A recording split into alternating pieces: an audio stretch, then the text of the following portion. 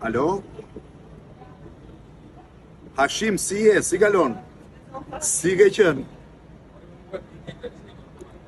Aty ku të kanë lënë e di, po nga zëri po më dukesh mirë. Si je? Si shkon?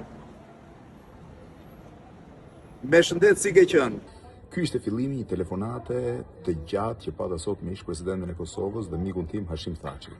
Telefonata ishte rakorduar me autoritetet në Hag, ishte paralajmëruar disa javë më parë, ishte përcaktuar orari, kur do të bëhej dhe koha e telefonatës.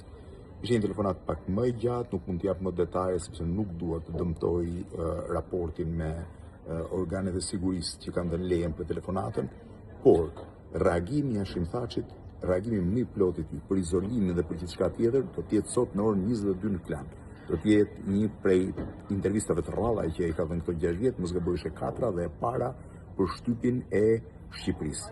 Ndiqeni sot në 22 në televizionin Klan.